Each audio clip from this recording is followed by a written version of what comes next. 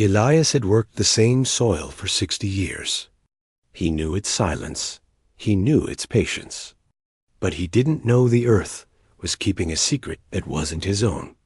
When a ruthless land developer offered him $10 million for the farm, Elias was ready to sell, until the old stone cracked, and the words carved beneath weren't a boundary marker. They were a confession to murder. Elias Vance was not a rich man. He was rich in calluses, in patience, and in the quiet knowledge that comes from 60 years spent cultivating the same land. His farm, the Vance plot, was the last remaining patch of green in a county swallowed whole by concrete and steel. He felt the weight of that solitude, the weight of the past. His solitude had a price. For the past 6 months, he had been harassed by the emissaries of Magnus Corp, led by the ruthless CEO, Julian Magnus. Magnus wanted the land for a sprawling luxury development. He saw the farm not as a legacy, but as a blank space for profit. Elias Vance, 60 years of corn and tomatoes. Now they want to plant condos. The latest offer from Magnus Corp was $10 million. It was a sum Elias couldn't ignore. His wife needed care. His barn needed a new roof. He was tired. He decided. The next day, he would sign the papers. He would sell the soil that had been his family's for 3 generations, and he would finally rest.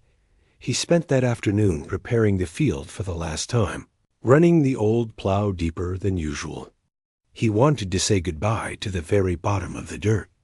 The sun beat down, casting long, tired shadows. As the plow reached the far corner of the field, near the ancient oak, the machine shuddered and groaned, stopping dead. Elias swore softly and climbed off the tractor. The plow had caught on a large, flat basalt stone, a kind of rock not native to his fertile fields. It was buried just beneath the surface, perfectly flat, almost deliberately hidden. Elias knelt, wiping the dirt away. He noticed 2 parallel lines running across its surface.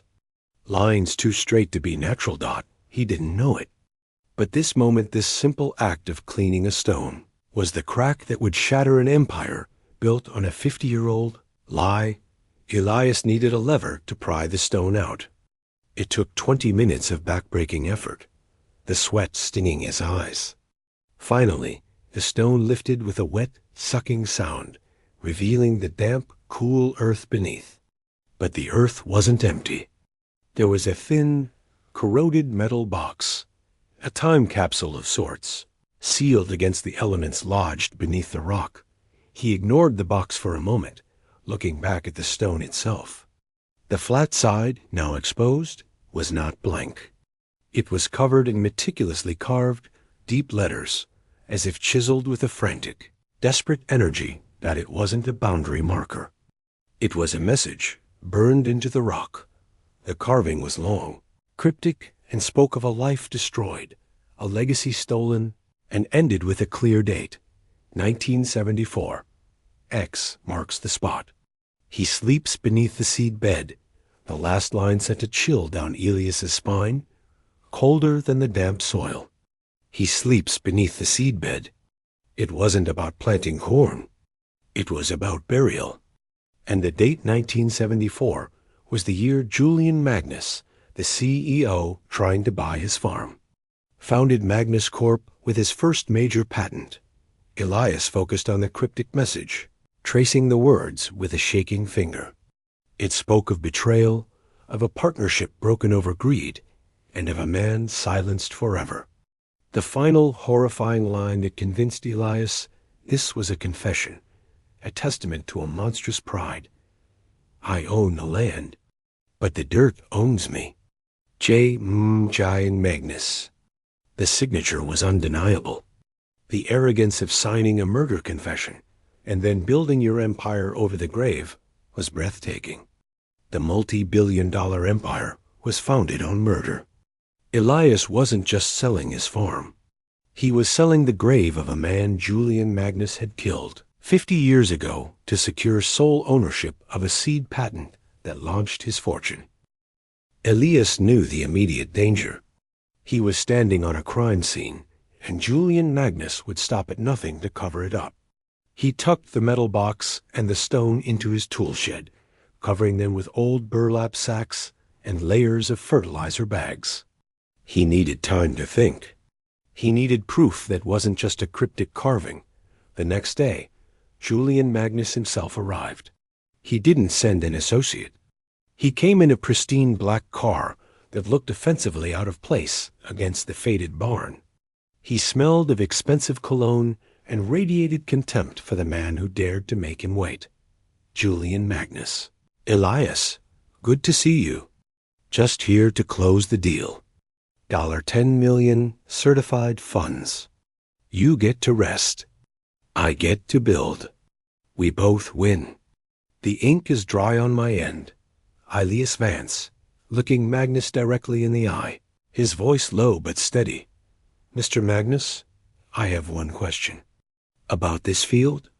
Has anything unusual ever been buried here? Anything that might ruin the foundation of your condos? Magnus's practiced composure didn't crack immediately, but Elias saw it in his eyes, a flicker of pure animal fear, quickly masked by rage. His jaw muscles tightened. The silence stretched, thick and toxic, filled only by the distant hum of traffic. Julian Magnus. A tight, fake smile that didn't reach his eyes. Only my misguided childhood dreams of owning a farm. Elias, and perhaps a few old tractor parts. Now, don't waste my time. Sign the papers. Now. Elias walked away, his heart pounding a frantic rhythm. The look in Magnus's eyes was enough. He was hiding the truth. Elias knew he was running out of time before Magnus realized the scheduled sale meant the land would soon be disturbed. Elias had to find the seed bed mentioned in the confession. He needed the key to the mystery. The metal box. Elias knew he couldn't trust the police. Julian Magnus owned the city council, the zoning board, and likely the chief of police. He needed someone inside the fortress. Someone who knew the rot beneath the foundation. That night, Elias received an email unencrypted, anonymous, sent from a burner account.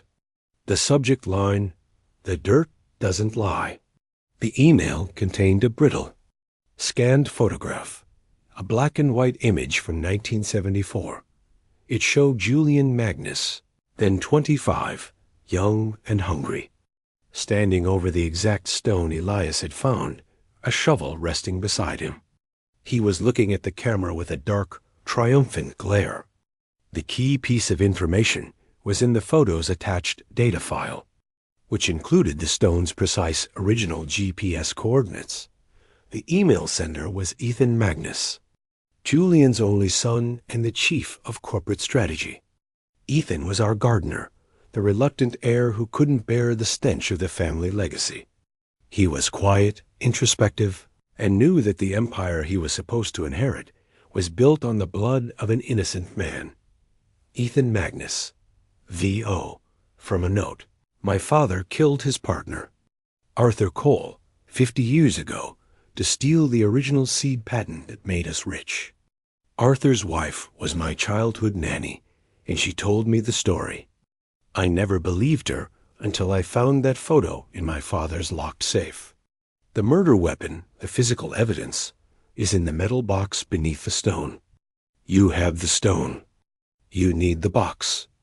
I can't touch it. I'm too close. But I can tell you where the original seedbed was. It's the spot my father obsessively avoided building on. The location of the final act. The coordinates confirmed the seedbed was not under the entire field. It was under the very spot where the old corroded metal box was still buried. Elias had ignored the true key, the physical evidence that would confirm the stone's confession. Armed with the coordinates provided by the gardener, Elias returned to the field before dawn. He dug up the corroded metal box. It was locked, the metal swollen and fused with rust. Elias used a hammer and chisel from the shed. The metal screamed in protest as he forced the seam open. Inside, protected by layers of ancient wax paper, were 3 devastating items. A signed, notarized partnership agreement between Julian Magnus and Arthur Cole, dated 1973, confirming equal ownership of the highly lucrative seed patent. A tarnished, blood-stained silver cufflink with the initials ASC, Arthur Cole. A fragile, handwritten journal, Arthur Cole's last entry, dated September 1974, detailing his confrontation with Julian over the patent on the night he was killed. It named Julian as the murderer and described the exact location of the stone and the burial. The confession was in the stone. The motive and method were in the box. Elias had everything he needed to uproot the Magnus empire. Julian Magnus held a high-profile press conference right on the edge of the Vance plot, announcing the acquisition of the last green jewel and the launch of his new luxury project, Magnus Heights.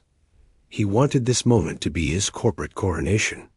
Hundreds of cameras and media personnel were present, broadcasting live. Julian Magnus, smiling triumphantly, his voice ringing with false authority.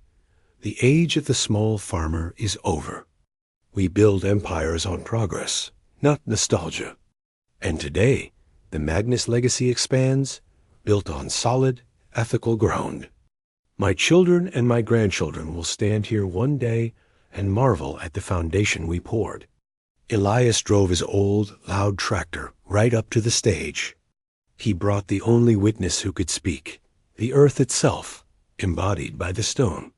Behind him, standing next to a sleek, younger woman in a tailored suit, was Arthur Cole's granddaughter, now a determined attorney, Elias Vance. His voice, though old, carried the weight of the land. Mr. Magnus, your empire isn't built on progress.